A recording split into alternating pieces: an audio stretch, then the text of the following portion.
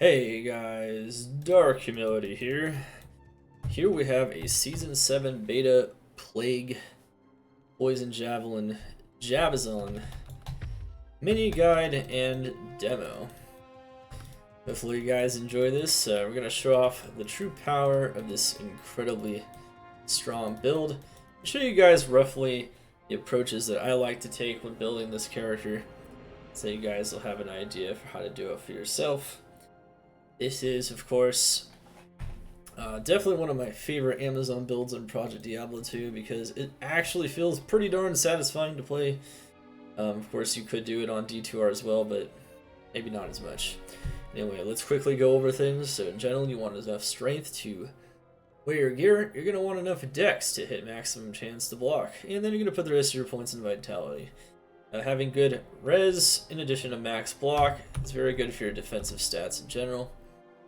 Air recovery won't be insanely important, and it's pretty easy to achieve with the standard gear, but in general, having at least 52 is very nice.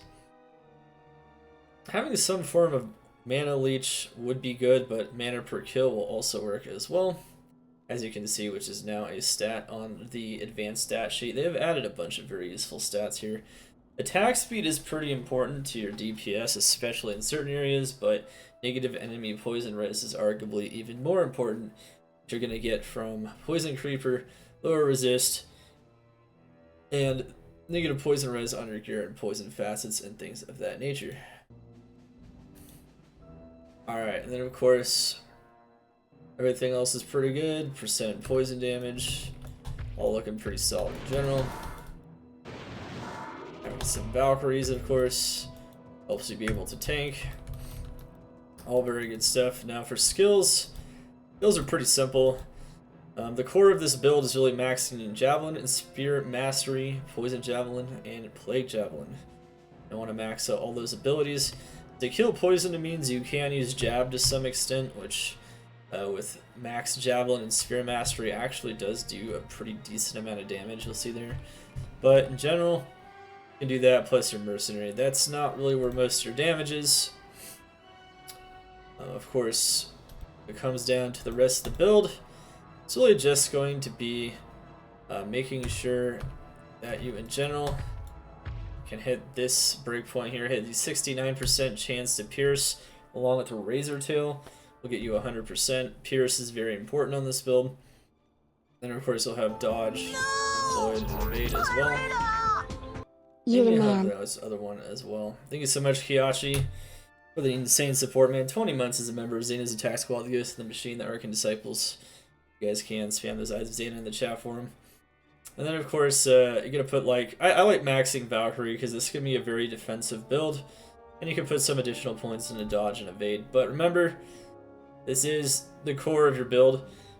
You can, what's interesting is you could even max Jab if you wanted to have a pretty strong Jab as well. And you can focus on that as well if you really wanted to deal maybe better with poison immunes. So that's also another potential source of points.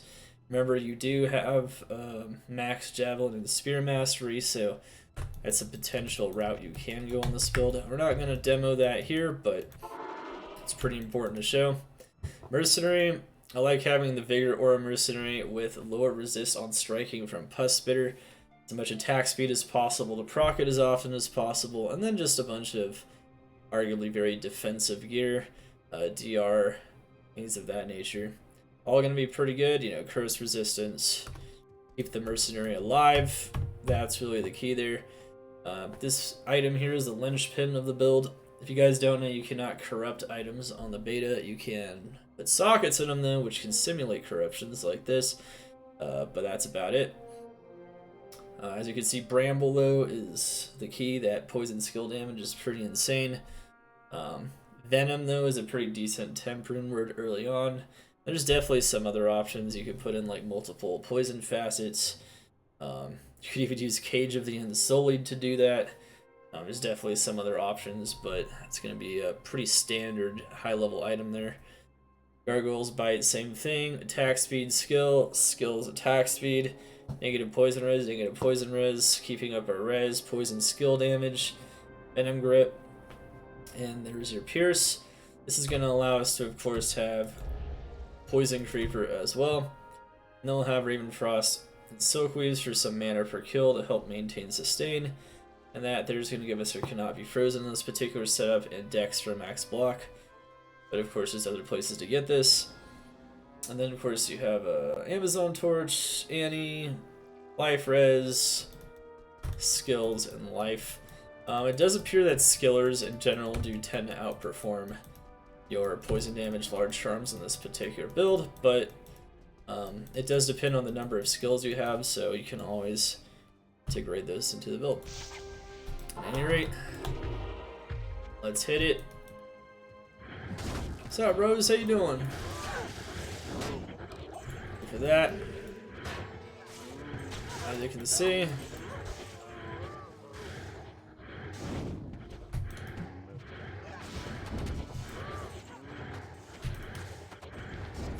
just keep firing Plague off cooldown, and everything will die for the most part.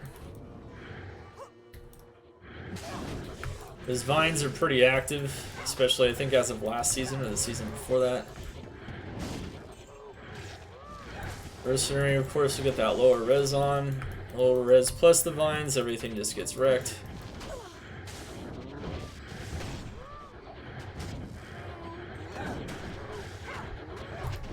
Which is honestly pretty cool. You can see against cows, pretty darn effective, right? Can you cover the different mobility options for each class in Project Diablo 2? Okay, so this isn't related to this video here, but you have Blood Warp for the Necromancer, still have Teleport for the Sorceress, which has a damage debuff 1 second after you finish teleporting, so it's a little different. You have Vigor Aura on an Act 1 Mercenary, so it's a pretty big source of mobility, like on this build. Helps us kite out and kill things very efficiently. It's very good in general.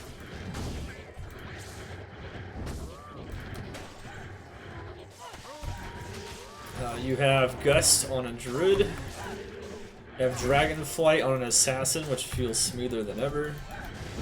You have Enigma, which has Blink charges. You also have, which self-replenish.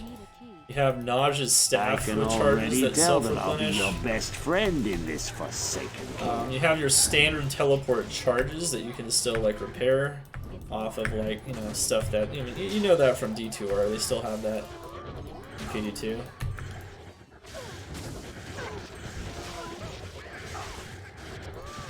Notice how defensive we are here. One thing is you can also run in PD2 and still have max block, so you don't lose your block when you run. Barb has Leap, of course. Paladin has Joust, so I didn't mention Joust yet. Joust is pretty much like Dragonflight. It'll teleport you to the monster, and then you'll do a pretty solid attack. I'd say the attack, though, of course, it's maybe a bit stronger than Dragonflight, though. It's a pretty devastating attack upon landing, especially if you have a good weapon. What's up, Lucky Luke? How you doing? I think we went over all the mobility options now, or at least most of them. Yeah. So there's definitely more mobility options in PD2 than the standard game. You have self-regenerating blink charges, you have standard teleport on the sorceress, you have teleport charges, and then you have a lot more skills that just have a built-in teleport. Blood Warp does it at the expense of life. Gust literally just has a small cooldown that you can decrease in plus skills. Doesn't cost anything, which also works like a teleport. Dragonflight and Joust work very similar in that you have to target an enemy. And then of course there's the Vigor Aura, not just from Harmony, but you can get it built into the Act 1 Mercenary like I'm doing currently. That's pretty much the mobility I'm using on this character here. Plus Spitter is an insanely good weapon for like poison damage skills particularly. It's also decent for other classes as well, just for a source of negative enemy res. Notice these are poison immunes here, they're getting crushed. Xana is the only one without something directly in her kit. Well, you know, something I forgot to mention was the Xana has mobility built into her kit, kind of like how the Barb does with increased speed, which is a passive, so Evade actually has increased speed on it. So this is like the Barb increased speed passive. So I didn't mention those passives, but yeah, there are some mobility passives like that one. Obviously the Assassin has burst of speed as well. It's not a passive, but it's kind of similar. It's like an active speed aura. There's definitely more I can mention. You know, obviously, you know, there's more items with faster run walk. There's other things as well, but you know, for the most part, that's pretty much it. Told you about all the different teleports and blinks and things of that nature. Different versions of teleport that just work a little bit differently.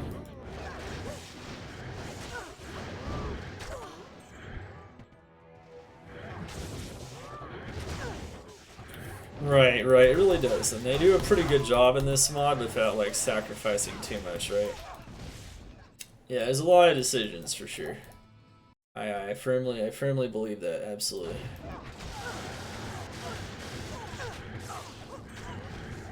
Firing the Poison Javelin while it's on cooldown. Very strong stuff. Let's show her off in a couple more scenarios here. Then we're going to actually move on to a different class chat. So we did this last night. We also did Sorceress last night. It's pretty late last night though we started, so I can understand if you guys weren't able to view it. Is of course all of my VODs, so if you want to view Sorceress and Amazon stuff, you can definitely check out that. You might ask, why did we do Sorceress first even though we got the least amount of changes? It doesn't make much sense, and it's because in order to calibrate my tier list or to make it as accurate as possible, I try to start with like really strong builds. Like, what are some of the strongest builds? I can already tell that I'll be your best friend in this Forsaken camp. And the Sorceress has a lot of those strongest builds in the game, probably more than any other class. So it's definitely a really good starting place for sure. Yeah, for sure. Absolutely, man. Glad you felt enlightened by that. That's the goal. Comatose. I like that. Instead of comatose, it's comatose. And Trepcoast, thank you so much, guys, for the follows. Welcome to the Cult of Xana Thursday. Alright, anyway. How's the Plague Zone? Strong.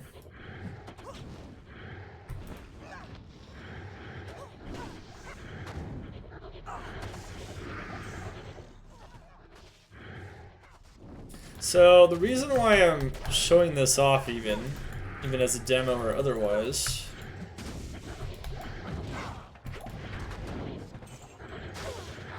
is because she actually got her weapon nerfed, which is the Gargoyle's Bite. It's best in slot. Negative enemy poison res and poison skills. She got her main weapon nerfed. Just wanted to see kind of how that felt. Whirlwind Sin seems S tier this patch. It already kind of was last season. I don't know what I had it at on my tier list for season 6. I'd have to check it again. But yeah, always good to have a reference, right?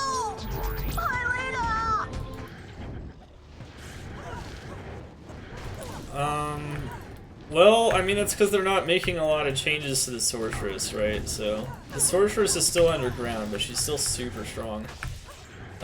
So if anyone does want to play the Sorceress... I can already tell that I'll be your best friend in this Forsaken camp. Tiger Strike Splash works properly now? Nice. Ah, see, we made a mistake there.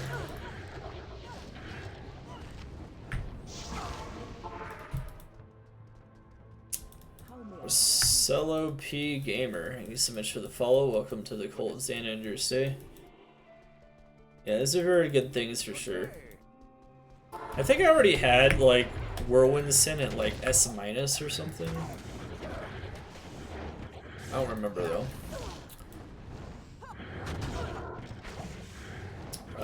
We already finished Zon testing, mostly the testing that I feel like is the priority testing. So we're doing priority testing first, So we're kind of bouncing to different classes here, testing some of the main changes in the game. As you know, we do a ton of testing every season, right? So, like, I'm not, especially when there's not a billion changes and not every single ability gets changed. I feel like we've already done a lot of testing on a lot of abilities. Like, even this ability, you know, it's definitely very much tested.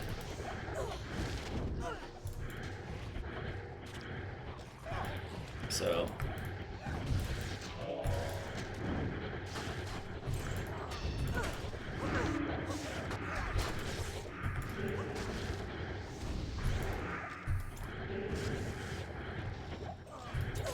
it's definitely very strong stuff though overall.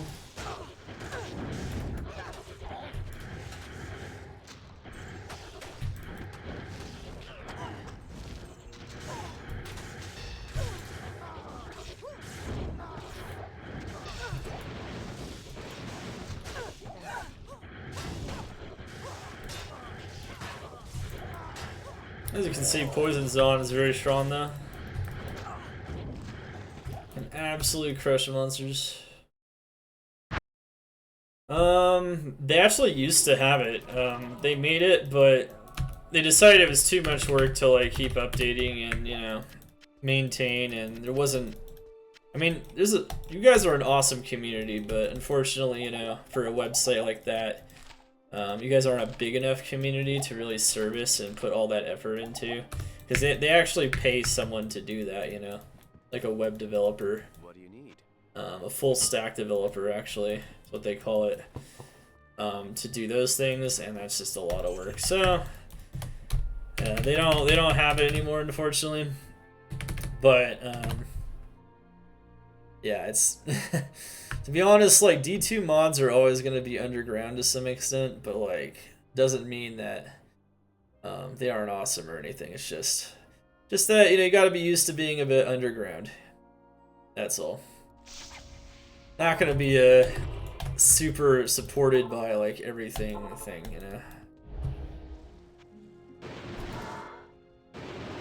Awesome to see your guys' passion though, you know, every time we do testing or every time we play the game. As you guys probably know, we mostly play hardcore. No! Thank you so much, Lucky Luke, man. Xanifying the chat. Look at that Maurin.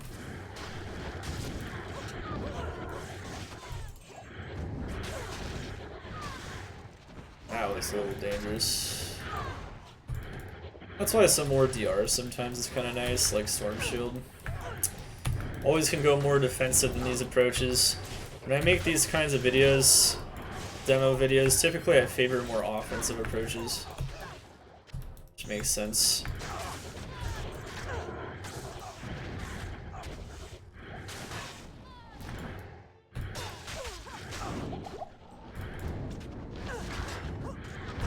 Ooh, look at that. Spam those eyes of Xana, spam them.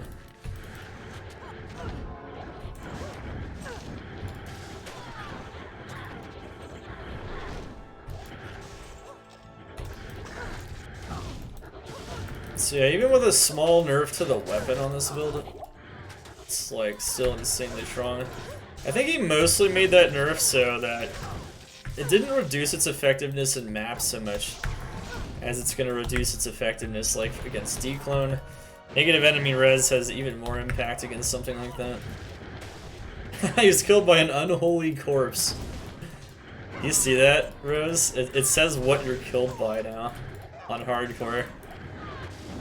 That's so great. You know how we always used to wonder, like, how did they die? Well, right there, he just died to a charger zombie, so it's like, oh, okay, well, that makes sense. Charger zombies are pretty dangerous, so I mean, it's like, yeah, that it could. The Putrid Defiler, yeah, same thing, another charger zombie. Oh no, wait, that's not a charger zombie. They had one of those. And he's seeing killed by archers a lot. Yeah, skeleton archer, flesh archer. Yeah, you're probably gonna see that quite a bit. It's gonna say the exact name of the monster, so.